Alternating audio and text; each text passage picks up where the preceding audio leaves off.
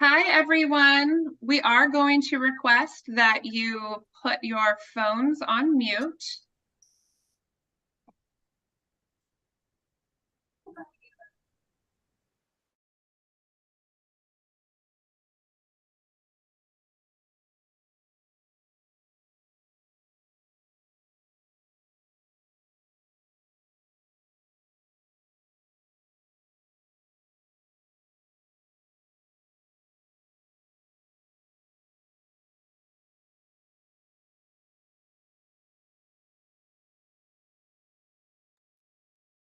All right, welcome to the Summer Enrichment 2024 informational session. We are CSC Leon, and we will be talking about our recently published requests for applications and then giving you detailed guidance on how to access the online portal and walking you through that application process. My name is Holly McPhail. I am officially the Special Projects Manager here at CSC Leon. For the purposes of this, I am your procurement officer. So that means a lot of things, but the gist is if you have questions, feel free to send them directly to me or at procurement@cscleon.org. But we're going to be walking you through that entire process. Before we get started, I would like to introduce you to our Executive Director, Ms. Sika Rose Green, and ask her to join us. So good afternoon, everyone. Thank you so much, Holly. We are glad that you joined us today for our informational session for our Summer Bridge funding opportunity for summer 2024. You definitely will have an advantage by participating in this information session. And be sure to take notes, but also know that you have the ability to put questions in the chat, and we will open it up for questions and answers afterward. Pay attention to how to submit questions once this informational session is done, and also pay attention to how everything would be done regarding the RFA itself. We are becoming more and more targeted with the outcomes that we are trying to achieve with our funding. And so this funding cycle, the programming will look even more different than the last two summers, and we expect it to be more robust. And to be very honest with you, we don't expect to fund quite as many programs because what we are asking is definitely a step up from the last two summers. So with that, I'm going to turn it back over to Holly. We will be monitoring the chat for any questions. And thanks again for joining us. Thank you so much, Sika. I will start by just sharing our theory of change with you. And we do this not only at the start of any type of informational session, but we also share this with our council members. We have this at our own council meetings. It's very large on our wall. We bring this to family listening sessions because we are very focused on the changes that we are trying to make. In the end, the CSC is a catalyst for change to improve the lives and outcomes of children, youth, and families in our community. And we do this by investing in very specific types of programs that are affiliated with changes we seek to see in our community. We do have three primary priority areas: success in school and life, healthy children, youth, and families, and stable and nurturing families and communities. And we understand that all of these are very interrelated to one another and lay on top of one another in many, many different ways. For example, if we're talking about kindergarten readiness, we know that it's very important to not only invest in the programs that are shown to improve kindergarten readiness, but also to remove any barriers that might be in place for that family to access those programs, whether it's a health barrier or a transportation barrier. We know that those exist. In addition, even before we address those barriers, you need to make sure that families have a very strong foundation. So all of these priority areas layer on top of one another and can be considered fairly interchangeable depending upon what type of program you offer.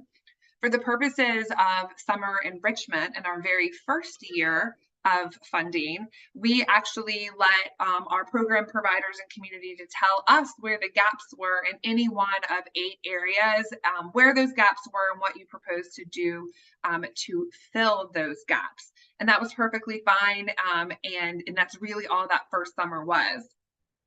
Last year, as Asika alluded to, we became a little bit more targeted and really focused in on having activities that children and youth could participate in, as well as filling the food gap that we know is often left open due to schools being out for the summer. So last year we had 2 priority areas where we were funding summer feeding and summer learning. But it could be very, very broad in terms of youth development and the types of programs that we funded. This year, we are once again raising the bar. We're not going to have 2 separate line items, one just dedicated for feeding. It will only be funding summer enrichment programs.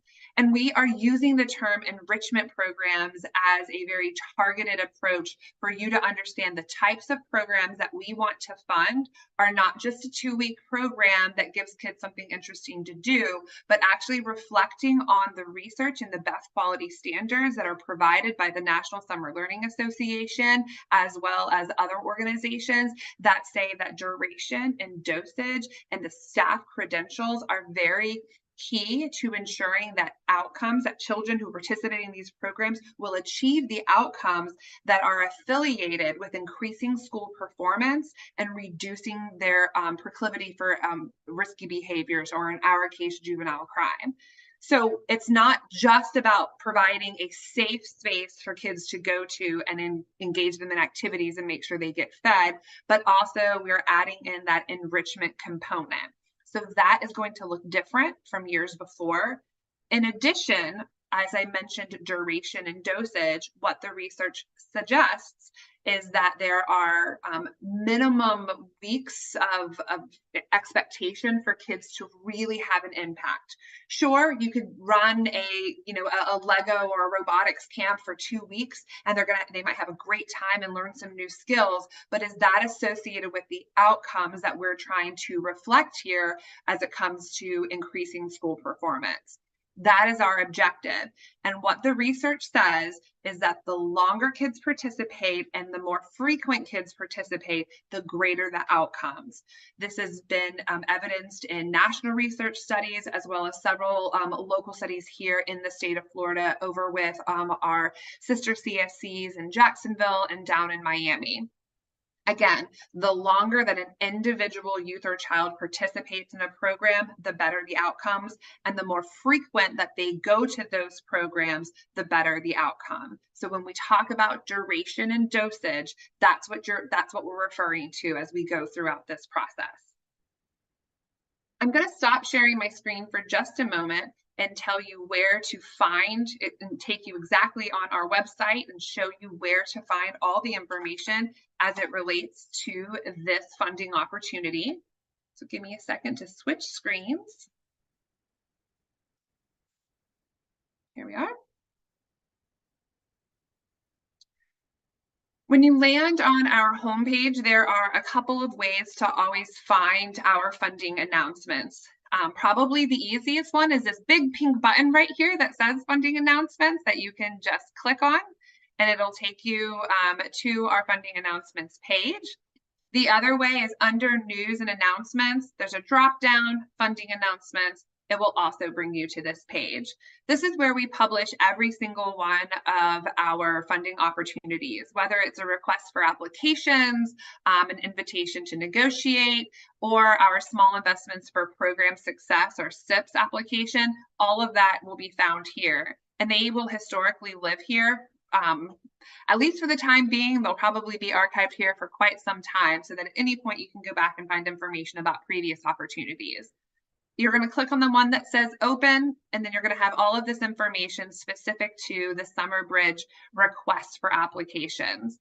Please note that it does close on January 19th. And so you're going to see that referenced multiple times in terms of what the timeline is for this particular RFA. Also note that on here, you're going to have some ability to download the announcement, to enter the portal here, but then you're also going to find some technical assistance right here. Right now, we're here at this RFA overview and application portal tool that says register. After today's session, this is actually going to shift and it's going to say watch, and the recording is going to be available to any member of the public on our YouTube channel, as well as posted right here on our website.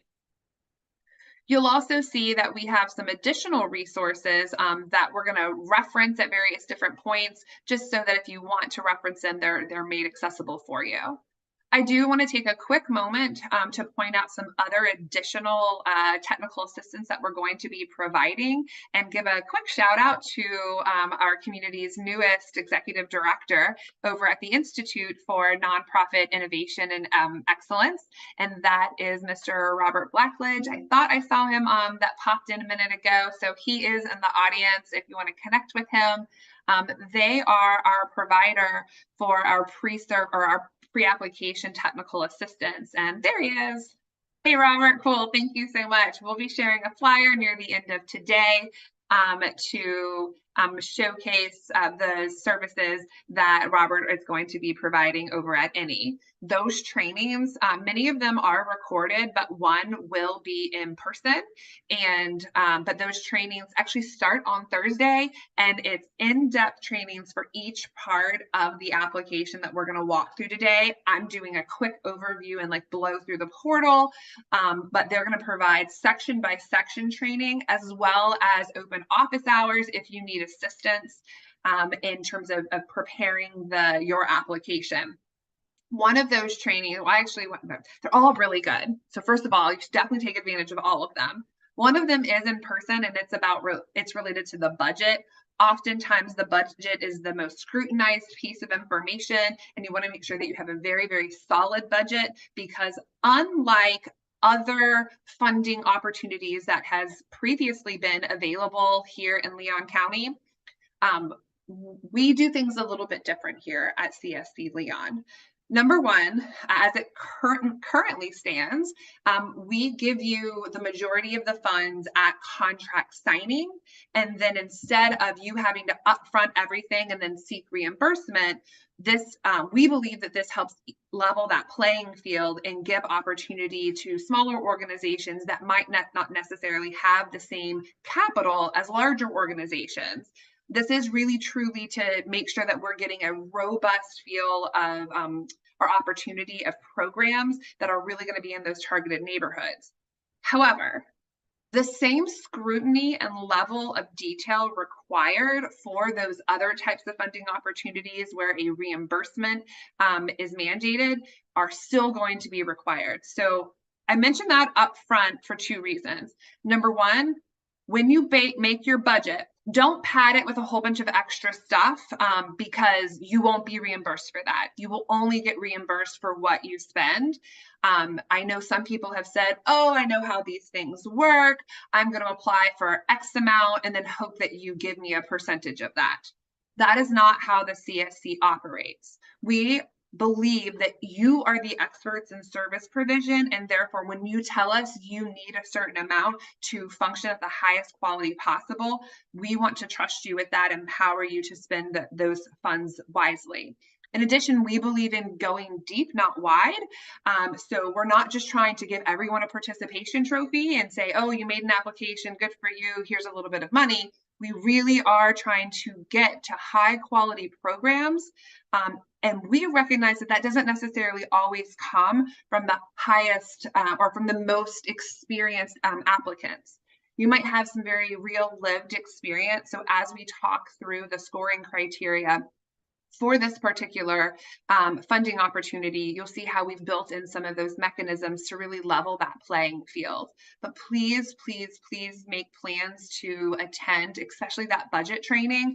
But there's also the organizational profile and staffing plan training. There's one on program proposal. There's one on evaluation, and all of them are going to be crucial for you to get a full understanding. Holly. Yes. Additionally, if you'll allow me to add, for programs that are funded, there will be a mandatory budget workshop as well, so that you clearly understand the budget that you submitted and how you need to make your program purchases and reconcile them with that budget. Again, to emphasize what Holly said, we are trying to acknowledge that programs are being asked to front almost 60 days of funding when it's a reimbursement type program. So we want to advance the money and then have you do those financial reports that document how you spent the money and return any money that was unspent. This is why not padding your budget is absolutely important. You want to be very clear about each of your line items, detailing what goes in each of those line items, and making sure that when you make a purchase, it is in alignment with one of those line items. So I want to emphasize that, because you will find it much easier if you are awarded, if you keep that in mind. So thank you for letting me interrupt. Quite frankly, Holly, also let me say, please hold your questions until the end. This is a lot of information. If you want to document your question, you can write it down or go ahead and put it in the chat. And at the end, we will get them all answered. Thank you, Holly. Of course. I think it also just goes without saying that as you're going through this application process, some of those questions are going to be answered, and we'll show you exactly how to do those pieces. So as Thika was talking, I clicked on download the full funding announcement. This is where to start. Don't try to log into the portal or download the PDF for that or start filling it out. This is where to start, because this is really going to show you this very front piece up at the front is the eligibility of who's going to be allowed to apply for funding. So first and foremost, we are starting this process a lot earlier because we are raising the bar. And I'm going to get to that raising the bar piece in just a moment. Because of that, we are also wanting to start the grant period on May 1st. That will allow for you to do all of your pre-service training for your staff. The very first year that we did this, we did it like on June 1st. Last year, we backed it up 2 weeks. This year, we're going to back it up another full 2 weeks so that you can get all of that pre-service training in and all of your ducks in a row and your items purchased before the school year ends and you start your summer programs. All programs will be expected to have a certain amount of insurance. You're going to have to collect and enter data on program participants using prescribed tools. You will be required to submit financial reports. And I say all of that because as you develop your staffing plan, you need to consider that. Oftentimes people say, oh, I'm really good at delivering programming, and you hire staff to help you with your programming, and you ignore the financial reporting and the data collection and the data reporting that is required as a participant of this program. In addition, if you do not meet very specific standards in your program design, your application will not move forward. So last year, for those of you who are returning, you might have submitted yours and said, oh, I see that the required time is the preferred time is 4 weeks minimum duration, but we only do a 2-week program, but we allowed anyone, any and all of them to move forward. So this is a huge change. If your program model is a 2-week program model, you do not qualify for this funding. Now, I will get to the end about an opportunity that maybe you collaborate with others that might also have a 2 or a 3 week. So I want to be perfectly clear what these minimum standards are in terms of your eligibility to participate in this funding. If you submit a program for a brand new program, your application will not advance. If you submit an application for something that doesn't meet those standards, your application will not advance. And what do I mean by that? It means it will not be reviewed by our evaluation committee. It means it will not ever be put forward to the council for decision making. And it also means that you will not be invited in to do a presentation. So it is our initial eligibility that you must meet for your application to even move forward in the process. Again, we're raising the bar. This is different. This is new from what we've done for the past 2 years. The last piece that I just want to be very clear on is that this is to expand services using those standards, not to pilot a new thing, not to start a new program or any of that. So if you've never done a summer program before, this opportunity is not for you. If you've done an after-school program and maybe some winter camps and a summer camp a few years ago, and you're bringing it back in a post-COVID world, then that's something that we can certainly consider, so long as your program meets those minimum standards. Again, duration is probably going to be the one that captures a bunch of you, because maybe you've had a really great 3-week program. Well, maybe you have a really great 3-week program and you'd like to use this opportunity to expand to a 6-week program so that you're able to hit that minimum standard. That is acceptable. However, if you submit a single application for just 3 weeks, your application will not advance. I want to also say that, say you do have a 3-week program and you know somebody else who has a 3-week program and you'd like to make a combined application. A combined application is still considered an application and you can only submit one. So if you have, maybe you have a 6-week program and you submit an application, and somebody else has a 4-week program and they come to you and say, hey, would you partner with me and do the 2 more weeks so that I can apply for my 4-week program? That would be considered a double application and is not permitted. So be very strategic in thinking about your application. While we definitely want to encourage partnerships and collaboration, that we wouldn't do a double dipping, so to speak. You are only allowed or permitted to be named as a single applicant on one application and not multiples. So I just want to be clear on that. Or maybe you say, hey, I'm going to partner with, I'm organization A and I want to partner with organization B, but I'm also going to submit an application with organization C and hopefully one of them will get it. That is not permitted. You can only submit one, and you would run the risk of canceling both of those applications if your name is submitted on both. And again, this is for the partnership piece that we'll get to at the end of the application. The other piece in terms of eligibility is that you must have a current IRS determination status and legally authorized to do business in the state of Florida. You do not have to be a 501c3, although that is our preference, but it is not required. If in the case of a tie, one organization is a nonprofit and another organization is not, and it comes down to a decision about that one thing, the 501c3 would get a bump in that point structure as opposed to the nonprofit or the for-profit organization. But you must have a current state of Florida SunBiz registration, and the system actually checks that. And if you don't have that, it won't even let you proceed to submit your application. So please keep that in mind, that if your current licensure or registration in SunBiz is not active, that's the key that you're going to be looking for, the system won't even let you proceed. Okay.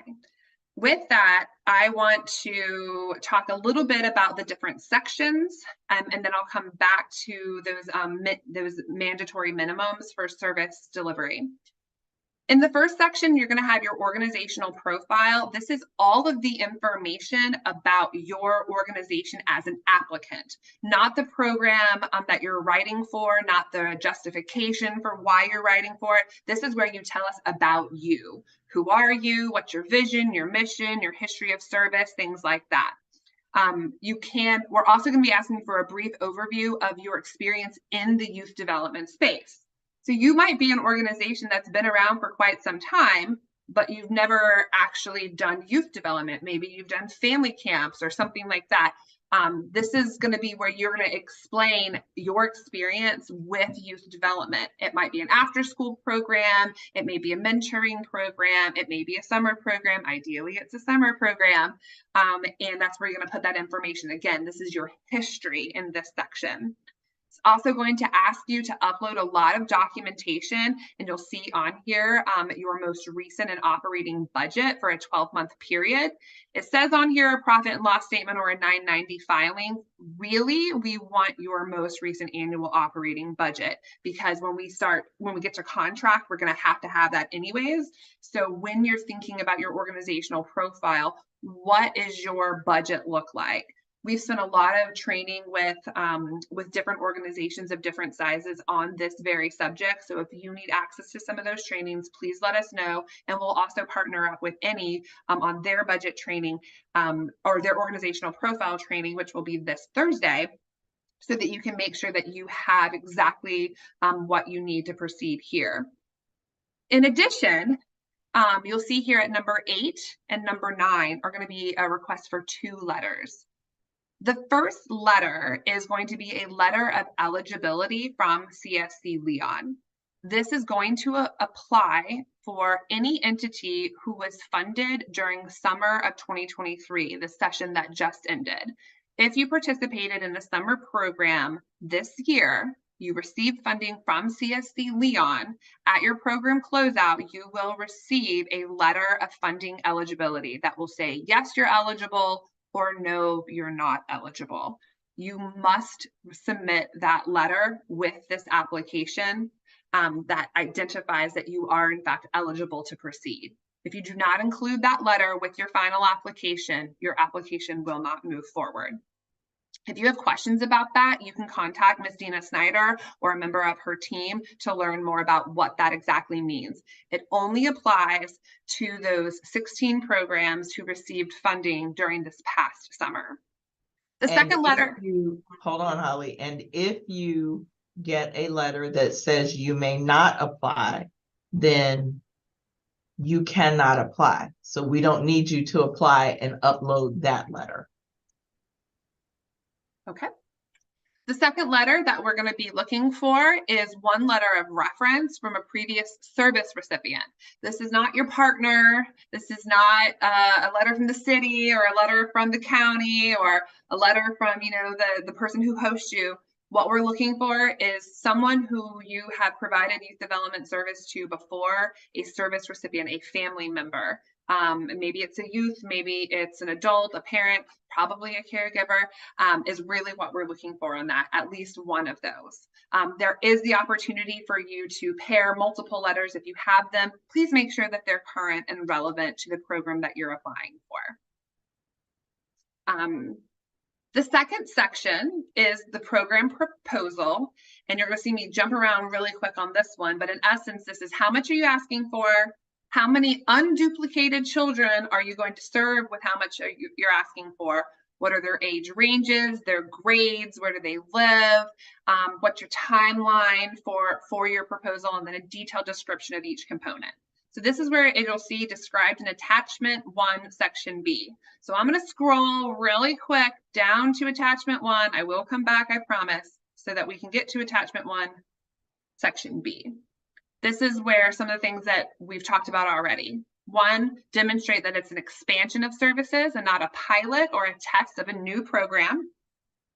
2, how many unduplicated children are you serving?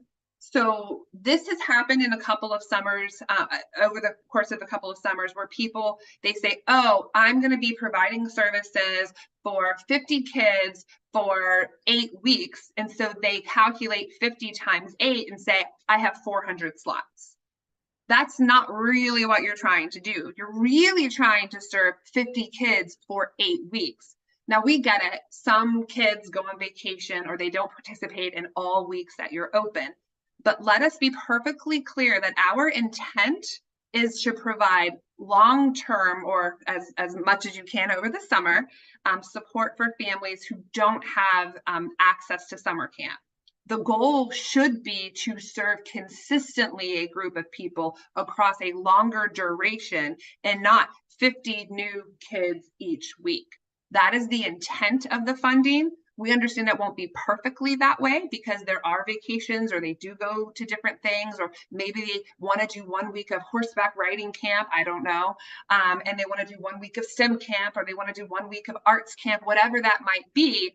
We know that that happens, but ideally how you design your program should be for consistency across the entire summer, and we'll get to that minimum duration in just a moment. We will ask you to identify the percent of those funded slots that will be dedicated for children who live in the targeted zip codes. We are also wanting you to identify the percent of children who have diverse needs. Maybe that's children with disabilities, autism, whatever that might be. When you identify that here up front, we understand that that will impact your ratios of staff to student, and that's intentional. We'll get to that in just a moment. We're going to want you to tell us about the physical location where services will be provided. Not only do we want you to give us the address and we want you to describe it, but during your presentation, which we'll get to in a moment, we're actually going to ask you to share some pictures with us. Our evaluators want to know the space that these kids are going to be in. And if you have any special circumstances around the space that you're using, maybe, for example, you're in a facility that is already licensed for after school during the school year, go ahead and mention that in your application. Or if you have a child care exemption, or if it's very, very large, or you've passed standards, or maybe your organization holds some sort of accreditation, like a CARF accreditation, or maybe you're a child care facility with a Gold Seal accreditation, mention all of that in your application for sure. If you're one of these programs that has multiple locations, or maybe Monday, Tuesday, and Wednesday, you're at one location, and Thursday and Fridays, you're at another location, the system will accommodate for you to describe that as well. Finally, we're going to ask you to provide a calendar for your service provision. So this is where we were talking about duration and dosage. Notice that it says CSC Leon requires the following: that you operate for at least 6 or more consecutive weeks. Now, we get that July 4th happens during the summer, and a lot of camps will take that week off. There will be a place for you to accommodate and say, for the most part, we are, a 7 to 8 week program, or we start services the first week of June, we end services the middle of July or the middle of August, or whatever your program duration is. And then you'll be able to say, oh, by the way, we're going to be closed the week of July 4th.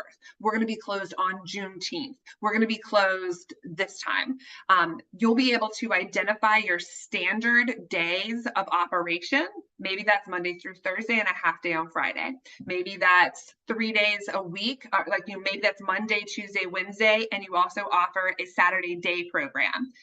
This is where you're going to see here that there has to be at least 6 or more consecutive weeks, operate at least 4 days a week, but our preference is for a 5-day-a-week program. But again, it can be a 4-day-a-week program, and offer full day supervision of at least 6 hours a day. So there's a place for you to say, we're going to operate from 9 to 3, Monday through Friday.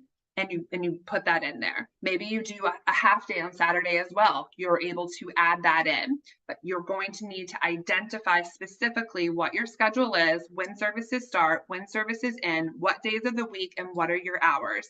This helps parents plan for what they can accommodate. We're also going to require that you provide a weekly schedule of activities, demonstrating at least 60% of time is spent in structured activities with a preference for blended learning.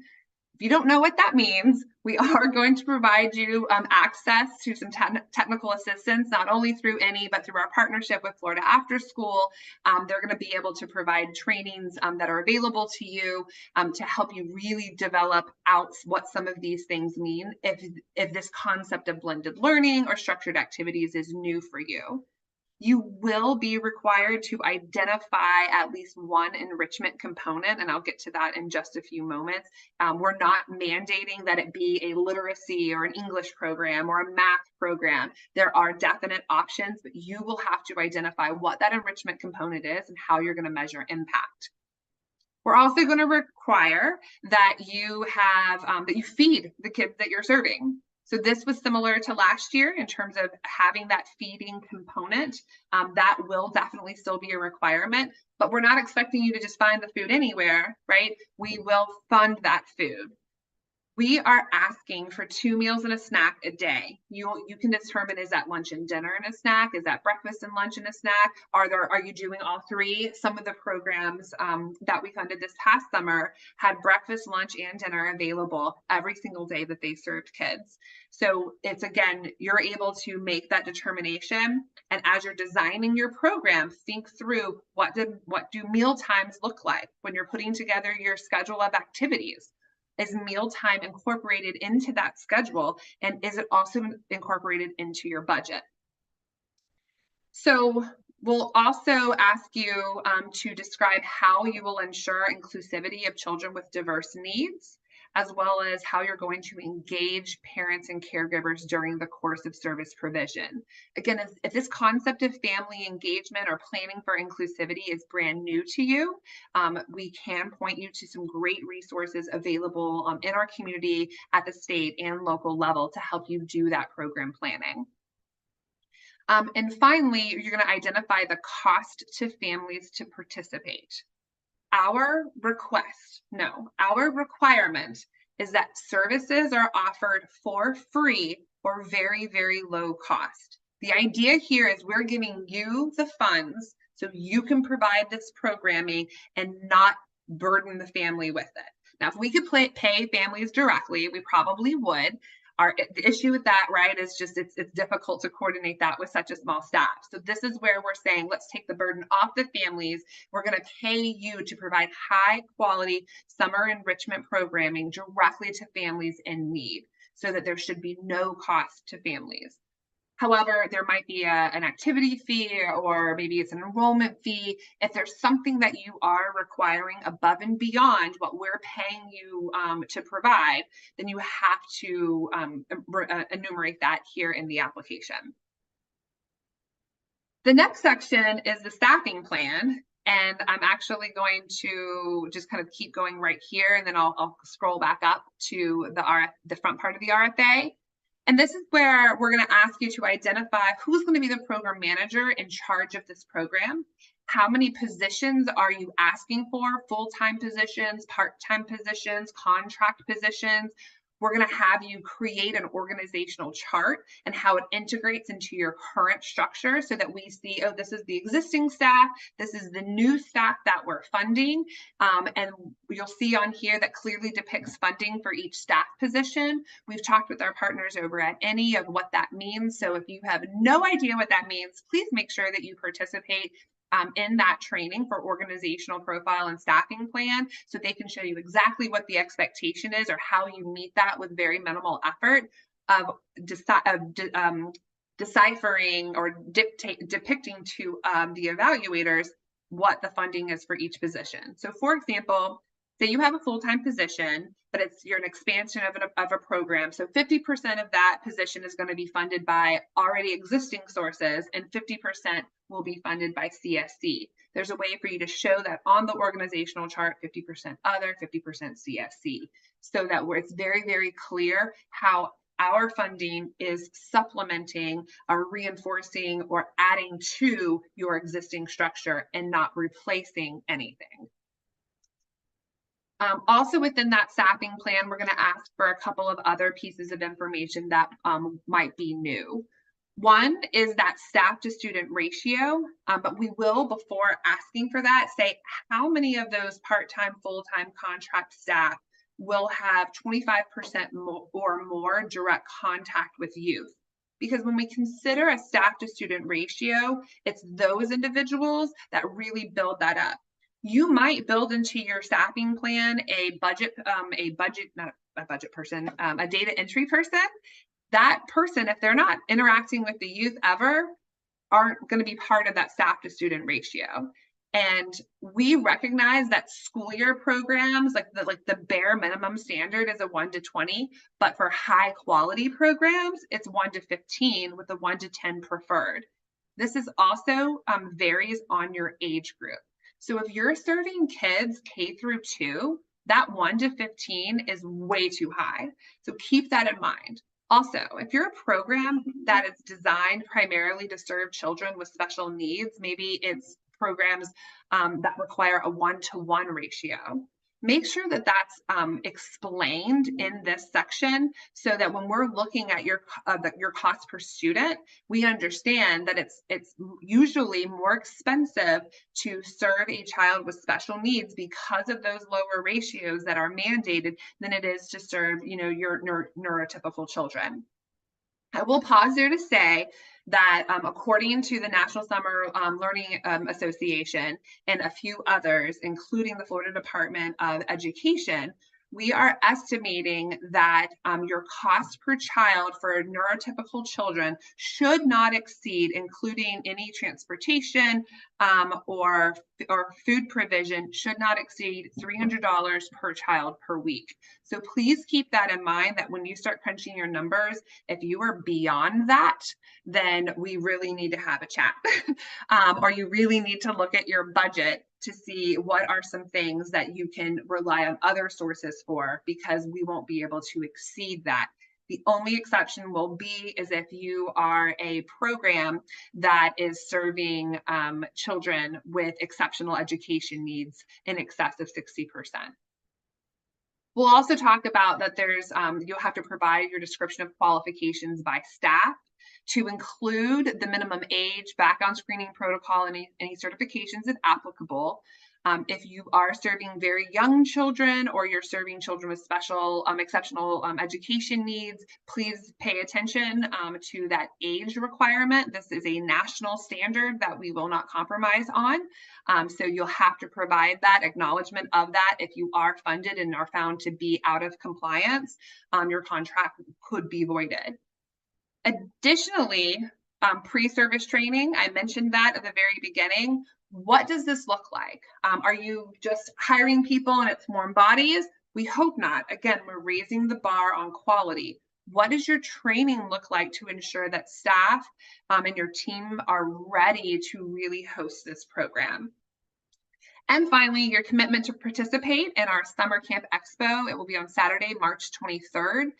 We will do all the advertising for it in partnership with the city and county, bringing families in so that they can sign up in March for your summer camp.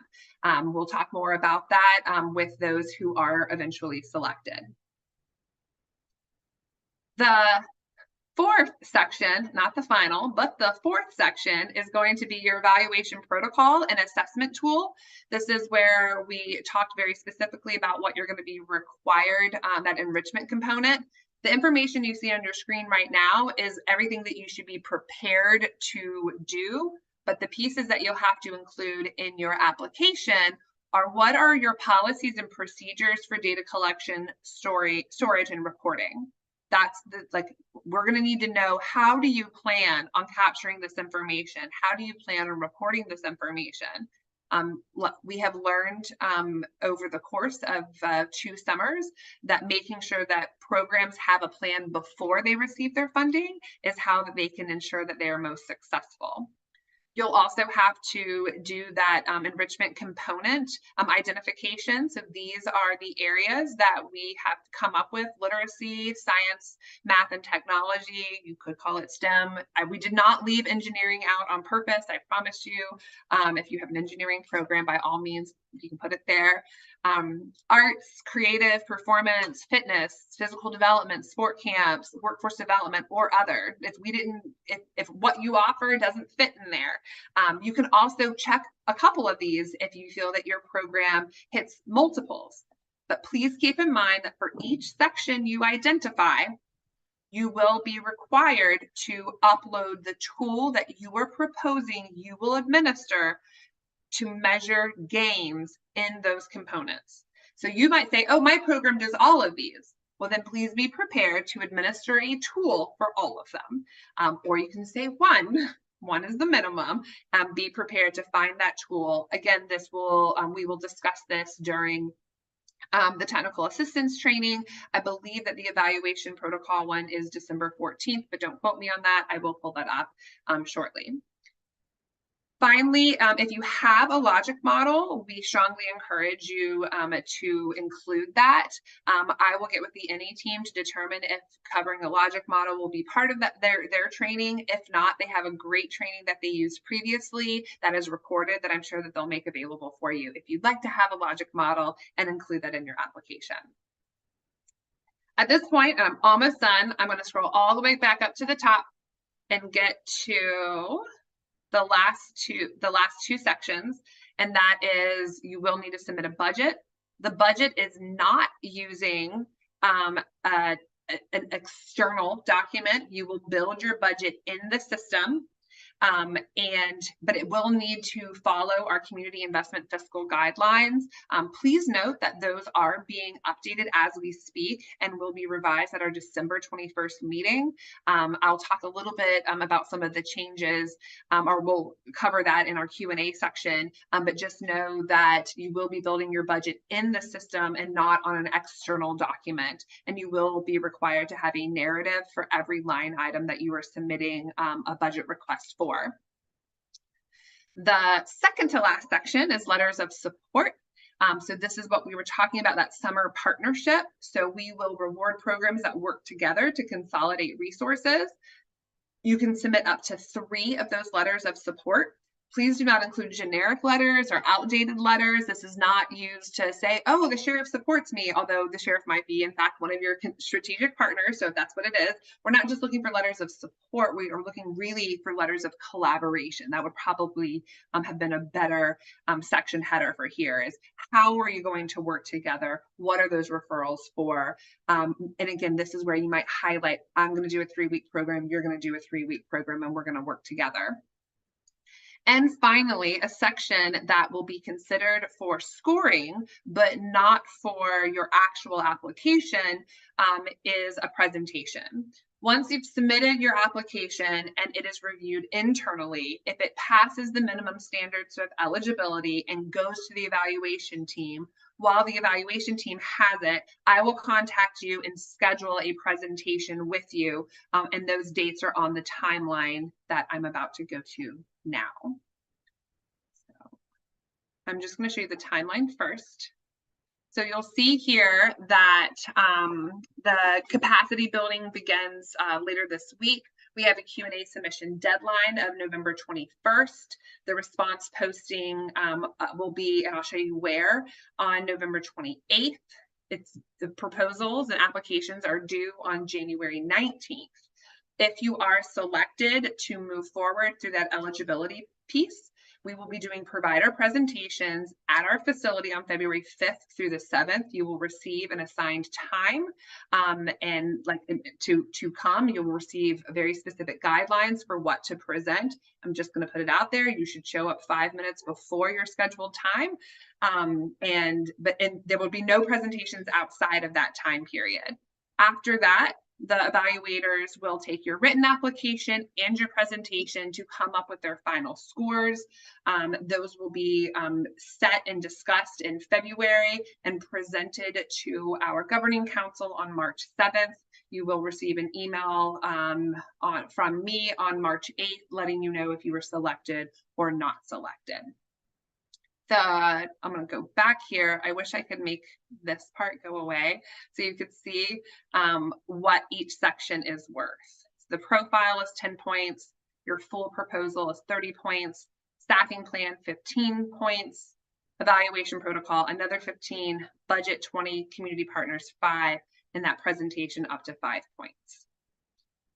I know I just covered a lot.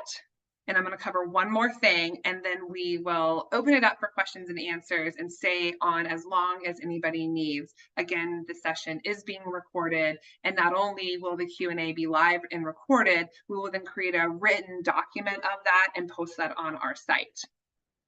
So what I want to share, I'm going to go back to our page. After today's session, this button is going to become live. And when you click on it, it's going to open up a new window. Maybe, perfect. That looks like this. This document right here, I wonder if I can make it bigger. Just a second. Oops, I don't know what I just did. I showed you my downloads instead. That's not right. Apologies. Go backwards. I got it. Thank you. So I think it's a little bit bigger now. Here we go. So here it's just an overview of the grant.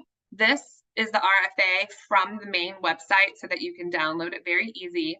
You'll see the open date says today, application deadlines listed right there. We're going to click on view details and apply. We have some basic information here, and we have the timeline as a reminder.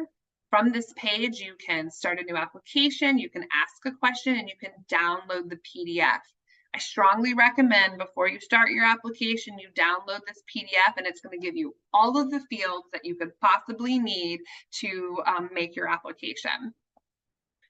When you're ready, you can also ask a question here. It'll pop up here. You can select the category if it's general or fiscal. The question will then be sent to us, and then we will respond, and then we'll actually be posting all of the questions here. Now, until people get used to using this portal, the Q&A will be here as well as on the main page as well. So no matter where you are, where you access it, you'll be able to get those questions. You're just going to click Start a New Application. If you've never, if you don't have a password or you've never started one, you can register with that button. I have one that I'm going to walk you through just so that you can see what it looks like.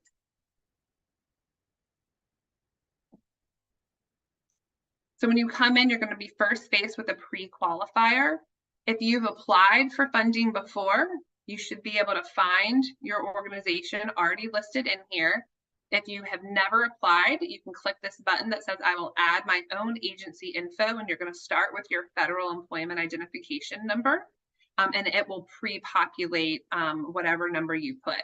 Now, I have applied, so I'm going to go pull Children's Services, which is my fake account for the purposes of training. And it's going to ask me this question, are you applying for funds to pilot or launch a new program? And I'm going to say no, and then you'll see here it says qualified. That means I get to move forward. If you forgot the rules and you're like, oh yeah, I'm really excited to pilot this program, and yes, I want to pilot a new program, it's going to say no, and you're not going to be able to move forward. So please remember, this is not to start a new program, but rather expand existing ones. You're going to click save, and it's going to take you right into the application. These are the sections that we went through: our organizational profile, the proposal, the staffing plan, the evaluation assessment, budget, summer partnerships. You'll see all of the required information. There are going to be a couple of times where you might have something that pops up, some things that you don't see here. So for example, previously funded, yes. Oh, great. Tell us, which programs were you previously funded? Oh, I had a program this past summer.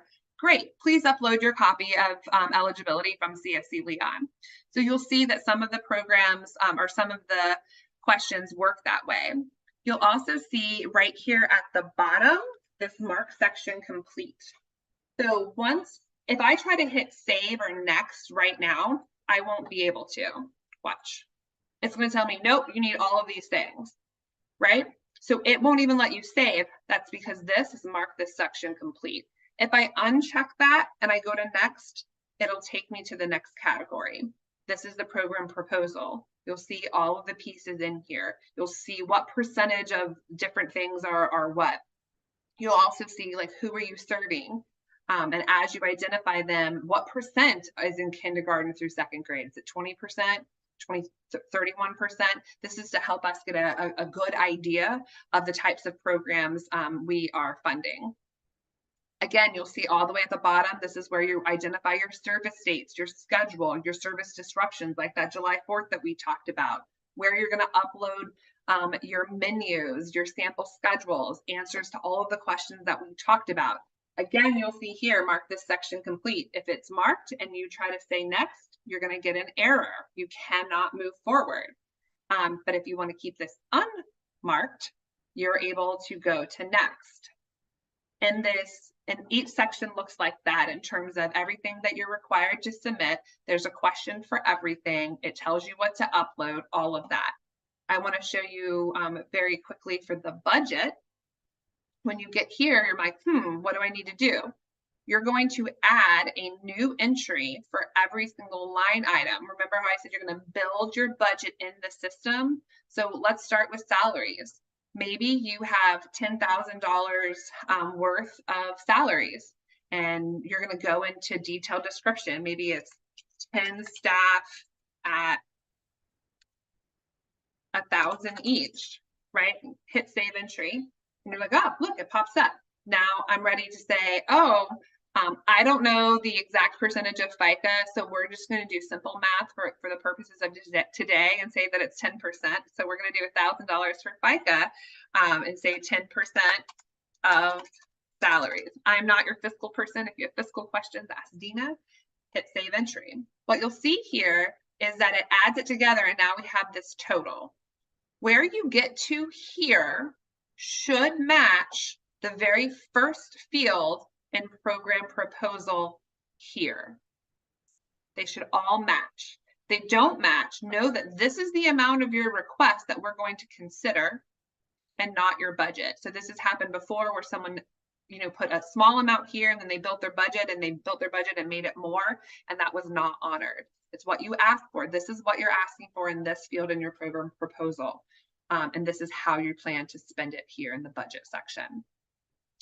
You will build a line item for each of them. Once this is complete, you can say mark this section complete when you hit save and continue later. You'll see here, over here, that now you have 17% completed and you get a green check mark. Once all of these are a green check mark, you're going to have a button up at the top that says submit. When you hit submit, you will get an email confirmation, and that email confirmation will include a copy of what you submitted. Once you have submitted, you are no longer able to come back in and edit. But as long as it's not submitted, you can leave and come back. So for example, I'm right now, I can't change anything. If you can see, like I can't click on anything because I have to be in modify. So I'm just going to log out and show you how you access that. Log out. Sorry. Log out very much at the bottom. So say you're logged out of the system and you want to come back and say, oh, where did I leave off? You're just going to come back to the system and log back in.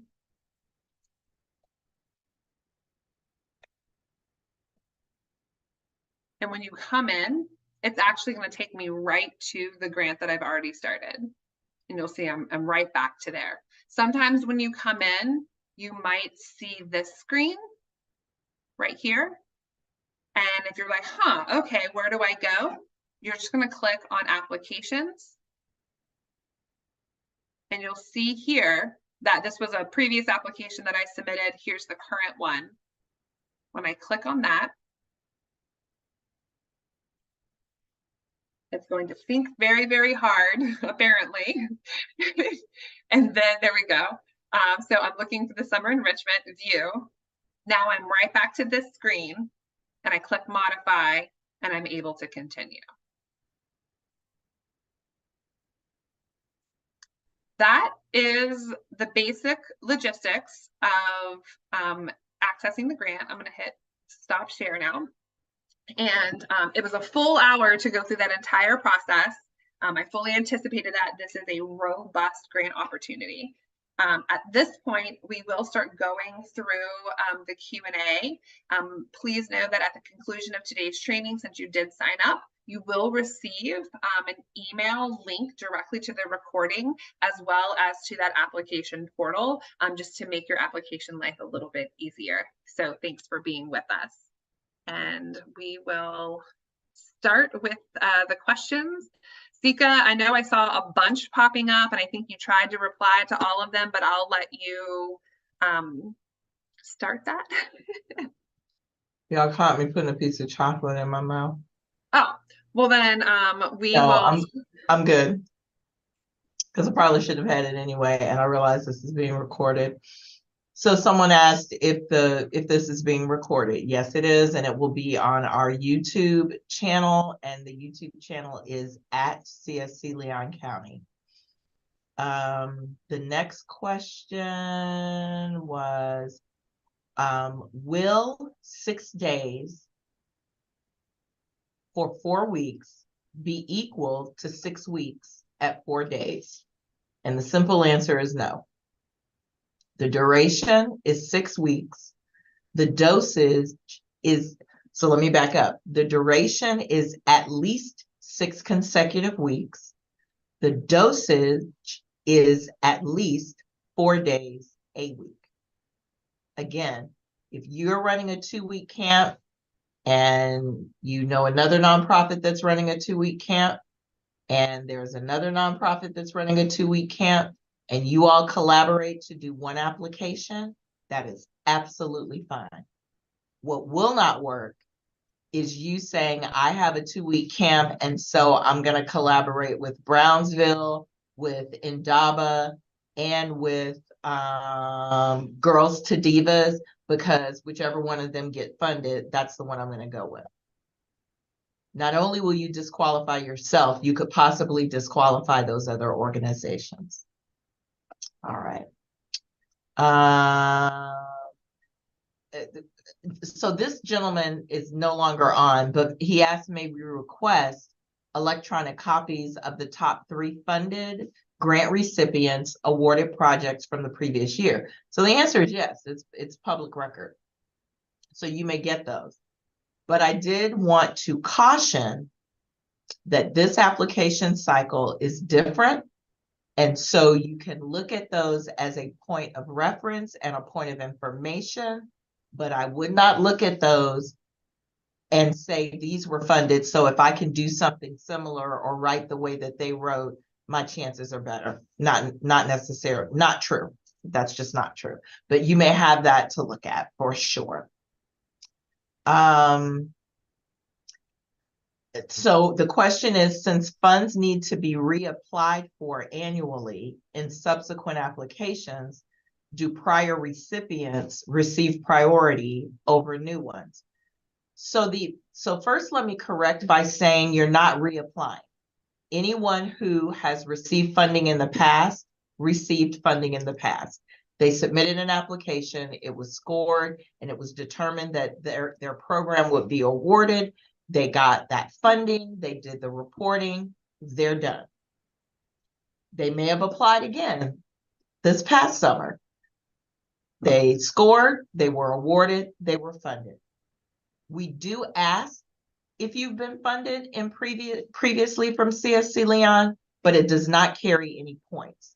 We do want to keep track of programs who have been awarded funding, and we believe that it's important for our evaluators to know if a program had been selected for funding before, but there is no point value attached to that. It just goes in the overall information.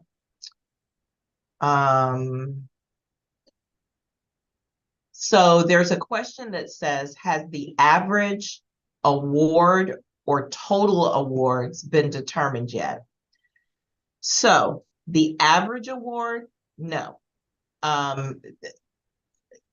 If we tried to average between summer 22 and summer 23, that would be, for lack of a better term, false information, because each program must build their budget according to how their program is to be run. We had programs the first summer that asked for as little as $4,000 to as much as 120 something thousand. This past summer, the programs were a little more robust.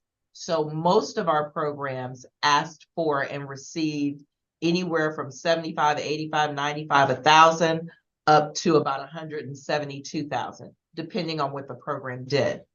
Keep in mind that because we are emphasizing duration and dosage, we expect that there will be fewer programs funded this year. But remember that we are going to be looking at your application using an average amount of $300 per child per week. If you are requesting a budget that comes in over $300 per child per week, we expect that your program will be addressing children with special needs or developmental challenges, or you really have to detail why it would be more than $300 per child. So you're taking them to Huntsville, you're taking them to Cape Cod. They're going to be doing astronaut simulations. They're going to, so we are looking at $300 per child per week. This is a national standard, and we even looked at what programs we're doing in the state. And then I think the other I can just add to that piece. Yes. It's actually, we've actually already accommodated for additional components that aren't usually included in those extrapolations from the Florida Department of Education, because we are mandating the feeding component. So actually numbers from the state of Florida were like 220, 240. And so we're building in that extra to accommodate feeding, and if your program is going to be offering transportation to get people to your program. So I just wanted to, like, if you're looking out there, like, where did that standard come from? You're not going to find $300. We actually padded that based on also inflation. So we added a 3% inflation as well to the figures that we received from the Florida Department of Education. Additionally, before I get to Ms. Cotterell's question, additionally, we didn't mention it in the presentation, but there can be extra points awarded for a weekend feeding component. So if there is a collaboration so that your participants can take home food for the weekend, take home food for the family, there is some extra points that will come with that. The total amount that we have budgeted for our summer program is approximately $1.7 million. Now, depending on the applications that come in and the quality of those applications, the council has the ability to change that, to augment it higher or reduce it lower. So we have had that happen in the past. Ms. Cotterell, your question.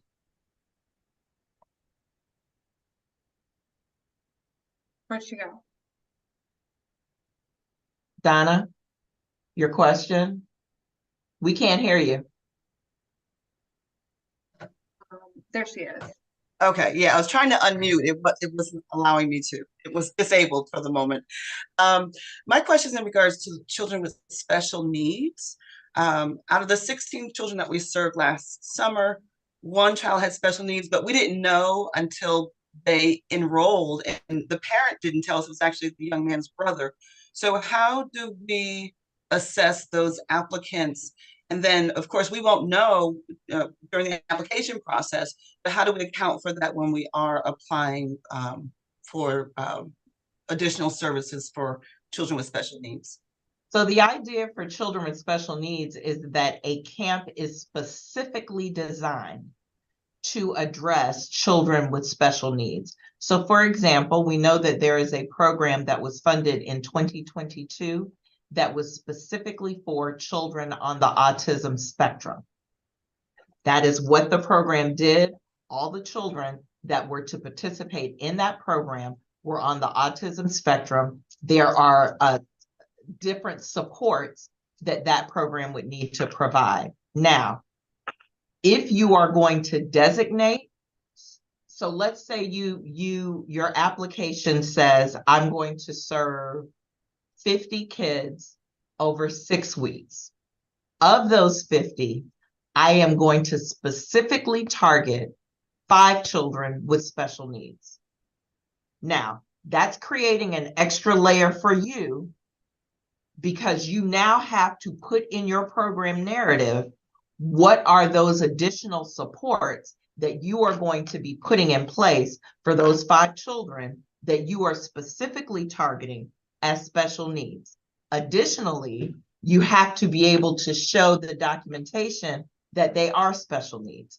So when we say more than $300 per child per week for children with special needs or some developmental issues, that ideally is meant for a camp that is specifically targeting those children, not where you are trying to mix the children.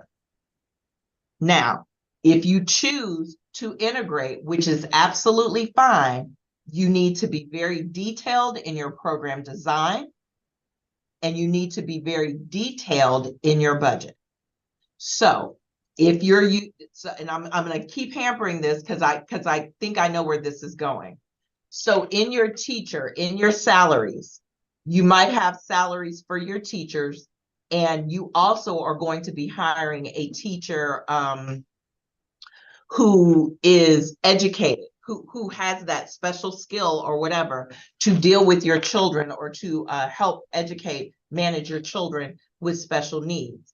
When you go to the narrative under that line, you need to be specific about how many teachers you are hiring at what rate, and then your special needs teacher at what rate. Because when you average it all out, your average per child is going to be higher, but we will be able to see why because of what you are doing in your program. So we're not discriminating against that type of integration. You just have to plan for it ahead of time and not back end it if your program is selected and then come back and say, oh, I need additional money because now 5 of my children are special needs. It won't work that way. If I can add to that, the National Summer Learning Association has very specific standards and resources available to programs about how to ensure that your programs comply with the American with Disabilities Act, ADA. So we strongly encourage you to look at that. There are a host of trainings that are available. Again, in our program proposal training through any, we'll actually be making a list of those additional resources available about how do you plan for inclusivity. While we did not make a special line item this year for camps specifically designed to cater to children with special needs, what our research yielded is that the best programs are actually inclusive camps instead of exclusive camps for certain types of special needs. If you have incredibly medically needy children, that might look different. So just know that what you're planning for is, hey, usually parents who have children with special needs are looking for those accommodations. Again, this is not all of them, and it's certainly not required. But if you are planning for inclusivity, we want you to start thinking about those conversations. It's not required this year. It might be something that we require. One of our sister CSCs down in South Florida require that all of their camps that they fund during the summer can accommodate up to, I think it's 10%, don't quote me on the actual percentage, but could accommodate up to 10% of their service population that they're funded for to have special needs. Again, not required this year, but think about it. If your program is designed for it, explain it, because that's gonna dictate why your budget or your cost per child might be higher than a program that's specifically targeting neurotypical children. Ms. Brown, your question. Does the blue button pop up, Ms. Brown? There we go. Thank you. Yes. Greetings, everybody. This is really a great topic because the biggest challenge is 9 times out of 10, a child with special needs is not going to be identified by their parent. And you will not find out about that until the child is in your midst. So the ability to plan for it is actually a double-edged sword, because you plan for 10%, but you wind up with 25%, and now you have a challenge and you can't make any adjustments. So, I don't know the solution to that. I hear the rules, but it's extremely real. We ran across that a lot this summer with the children, and it wasn't just academically challenged children. there were behavioral challenges, there were medical challenges, and we literally just had to figure it out along the way. And I don't know if, based on people coming together with great ideas versus the necessary skills to deal with those specific potential challenges, will work out. You start out with good intention. Right, right. Ms. We will Brown. say this is Sure. what we have built.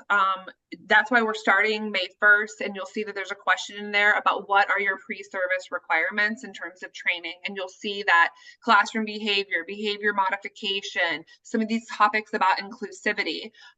Our objective, just so that you know, is that for anybody who is funded and receives that funding, that we'll be able to provide some of that in-service training or access to that in-service training for free to you through a partnership with Florida After School and the After School and Summer Learning Academy.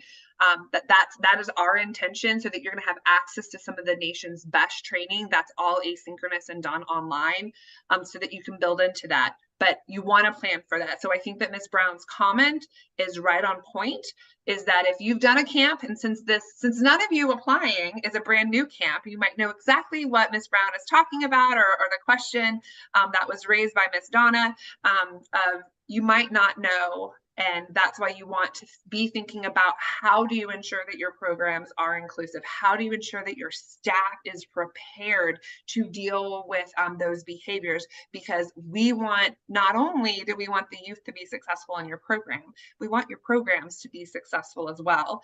And thinking through these things now on the front end is going to help you be more successful on the back end. Absolutely. And this is where collaboration comes in. So think about that when you think about collaboration. The next question is, when is the budget session scheduled for? So the budget session that will be required for funded entities, we will give that date to those funded entities. I saw Robert's. I'm pulling it up now. And so we're pulling that date up. I'm going to go on to and he has a flyer. Yep. So there's a flyer in the chat for all. It's on the screen too. All right. Yes. And that budget training is December 7th. It is in person at the NE office downtown from 1 to 3 in the afternoon. And Miss Dina will be there, just FYI. All right. So the next question is, when can previously funded organizations expect to receive an approval or denial letter from CSC? Sorry if I missed it. Also, for clarification, the $300 per week per child includes food, correct? So we'll answer the second question first. Yes, the $300 per child per week should include your menu, your food budget for the duration of the camp. We are trying to finish up the reporting for summer. Needless to say, there were a few organizations we had to kind of get some more documentation from them. So hopefully we will have those letters before mid-November. Keep in mind that the application is not due until January 19th. As long as you don't hit submit, you can keep working on it and working on it and working on it, and we will get those letters to you. Tika, can I add on that $300? Let me be clear about how that will be calculated.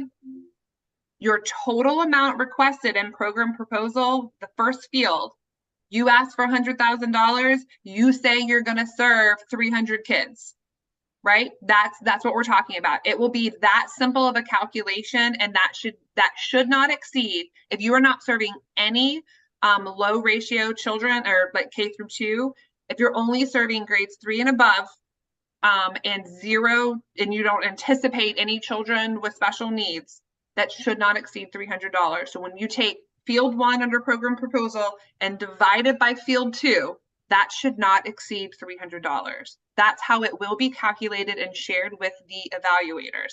So I want to be very clear on that. That figure that we received from the Florida Department of Education was based on 21st Century Community Learning Center implementation for summers. And that is the highest quality available currently in the state of Florida in terms of the types of programming they provide.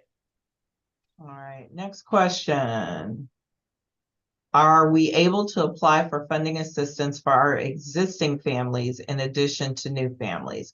The only way that funding assistance can be provided to your existing families is if you are expanding services that you are already offering. So, for example, you are currently serving 50 families' children, and you're able to give them A, B, C, and D with the funding that you already have.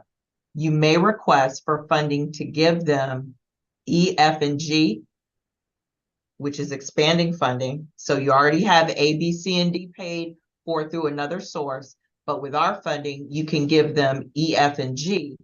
And then you might say, I also, with your funding, can give A through G to new families. So you cannot, are we doing that? No, they can only, Okay, only okay, if the so it's children just are in their programs. So it's just the children that are in the program. Correct. So Courtney asked that question about funding assistance to existing families. So you probably need to ask offline because I'm trying to imagine what program this would be. Okay, yeah. Again, it's because it's a little bit different. The way that like we're serving children in these programs, you can give specific financial assistance to children if they're in this new program. If you are a small organization, less than 100,000 of a budget before this funding, and you want to do that, we recommend steering you to SIPs for Small Investments for Program Success. If you have questions about that, feel free to send us an email offline. This is specifically for enrichment. And that won't open again until January. Correct. Is this inclusive of supplies and hard and soft? Yes. Your entire budget, by the time you divide what you requested by the number of people you serve, number of kids you serve, you should come up with 300 or less per child. So that's inclusive of everything, staffing, everything. The $300 does or does not include food and transportation. It's inclusive of everything. Yes, inclusive of everything. Includes food and transportation. We already talked about special needs. Can we have a window of opportunity in the beginning of the summer to make those assessments and be able to ask for a monetary adjustment? That answer is no. Once the award is given, that is the award. Now, we may provide an opportunity for you to realign some of your budget through a budget amendment. So for example, if you realize you have children with special needs that are identified, and at whatever point during the summer program, you see that, yeah, I had all this money in transportation, we're not gonna be able to do this. You submit a budget request and maybe put that money in another area that would help you deal with the children with special needs or anything else that might come up. This past year, we allowed organizations to shift between line items up to a certain amount without having to go through us. This coming summer, any budget adjustments, doesn't matter what it is, will have to be approved by CSC Leon, and we are going to give you time periods when that can happen. So we will give you the deadline for when a budget amendment needs to be submitted for us to review and get it back to you. I would imagine it will be close to halfway through the program because by then you'll kind of know where your things are going to line up. Will CSC Leon be releasing any other priority funding areas this year? We expect to, but we're working on strategic focus with our council. And so once we see exactly where they are going to land, then we do expect to do some additional priority funding. I think you skipped one. I did. Did I skip? Yes, there a minimum number? Is there a minimum number of children that we must serve? There is not a minimum number of children, but I will tell you, I think our estimation for the number of kids we will serve this summer is somewhere between 600 and 700, somewhere between there, maybe 500 and 600. I think what I can tell you is submitting an application for 10 kids probably would not be viewed as valuable a use of money as submitting an application for 100 kids. And I think that's sorry. No, and I was going to say, and I think it depends on what the program design is for your camp. While we do, listen, the quality, we are raising the bar. We want to have the enrichment activities. If you're submitting a camp for only 10 children, like I said, they're going to be astronauts shooting into space. Something that they, you know. So while there's no minimum, yeah. So I'll leave that there. Holly? What the Department of Ed kind of shared with us in preparing those cost estimates have to do with recognizing economies of scale. So if you have a program that is very, very small in nature, you oftentimes can't hit that $300 or less because you can't leverage those economies of scale when you have maybe kind of 2 cohorts of like 20 kids. Right. I will say that like the difference between 8 kids and 16 kids, while it might not sound like a lot, that does shift. And it's about that like 16 to 20 that you start recognizing that economy of scale, that you're able to kind of to really provide some of that that programming. And we can even reflect on this past year, some of our highest quality programs. They weren't serving, 100 kids. Like some of them were only serving 20, 25 kids, and they served them very, very well. But it is that kind of 8 to 10, you're probably not going to hit that minimum threshold without exceeding, unless again you are, well, A, sending kids into space, or B, you're providing a program that 100% special needs, right? That's going to look a lot differently. Absolutely. Or you're doing a kindergarten, like a program specifically for kindergartners, right? Like Exactly. 10 kindergartners is very different from 10 fifth graders. So definitely keep that in mind. And with that, can you serve 10 kindergartners? 300 times 10 is $3,000. I don't think you can, not for 6 weeks. So, right. All right. The next question is, can I request funding to pay my collaborative partner? That would be included in your budget. So your collaborations would be in your program design and your program narrative, and then the compensation to your collaborative partners, if that is required, would be built into your budget. And then if awarded, we're giving you, the awarded organization, the funding, and you're responsible for documenting the funding that you give to your collaborative partner. So that's the last question I see in the chat. Are there any other questions? Okay, so let me end by saying we are not making this process daunting. What we are trying to do is ensure that every year that we do this, that we're raising the bar, and that the public begins to say, I am going to try to get my kids in CSC funded programs, because I know that the duration is good, the dosage is good, the experience is good, they will be well taken care of and well served, and I know what it means for my household. So I would encourage you, as you're moving into this application process, going back to what Holly said, download the application first. Don't go click in the portal first. Download the RFA first. Once you do that, read through it, make sure you understand everything, and and get your questions together. Then go into the portal and download the PDF of the actual application, so that you have that and you can begin to prepare.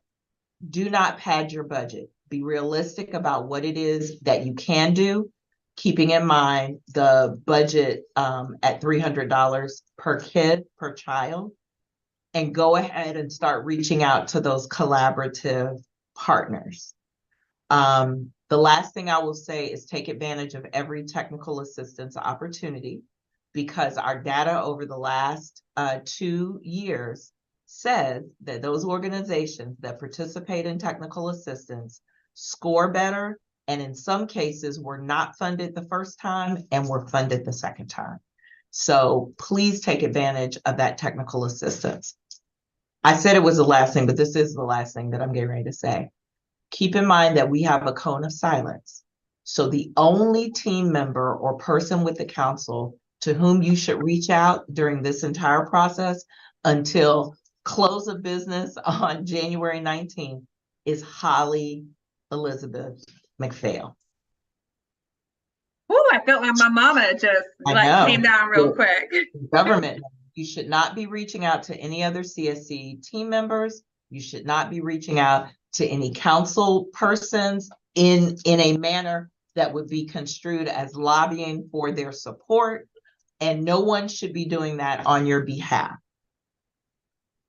So with that, I'm going to turn it back over to Holly to see if she has any closing remarks. But I so appreciate you all spending this hour and a half with us. It shows us that you believe that this is valuable for sure, and that you are going to put your absolute best foot forward when submitting these applications. And we cannot ask for any better than that. Holly. Thank you so much, Sika. I want to make one extension to her final remark and then one final remark, and that is that cone of silence actually stays closed until the announcements are made. So it's a cone of silence. I'm your person until March 8th, basically. So once we publish the results and they get out there, that's when that cone of silence is lifted. But I will be communicating by email to you or to anybody who is applying through the system. Those who've met me know that I'm not shy about responding to emails. I will pick up the phone. I will respond to text messages. I think everyone who has worked with me knows that. I am here to guide you through this process. I will not provide you a substantive response, but I will provide you with a technical response always, and then refer you to partners for that kind of substantive assistance. And then the last thing is save the date for March 23rd. Our intent really for the bulk of this funding is to fund K through 8. And then we're going to have a separate project for older, more workforce development programs for those high school kids. But that doesn't mean that you can't apply, but that is our intent. But the save the date is for March 23rd. That will be our Summer Camp Youth Expo in partnership with Leon County and the city of Tallahassee. It's not just for programs that are funded through CSC, although the majority of the space, dare I say prime space, will be dedicated to them, because the idea is that parents can come and go to any CSC Leon funded program table and sign their kids up for camp for free. That is the goal. But say you don't get selected, but you still want to take advantage of that opportunity, or maybe you have a 2-week program and you're like, hey, is it possible I have this 2-week STEM program that I'd love to be able to just advertise? You'll be able to still participate in that program as well, but the objective truly is to give space to all of our funded partners. So again, save the date, Saturday, March 23rd. For those of you who have participated in the STEM fair that's sometimes, or not sometimes, that has been historically held at Pineview, we are working in collaboration with them as well, so that you're not having to pick and choose. That is certainly our goal, to be good community partners and players. So again, save the date, March 23rd, and good luck to everyone. And I'm sure that I'll see you at some of the any trainings. Thanks, everyone.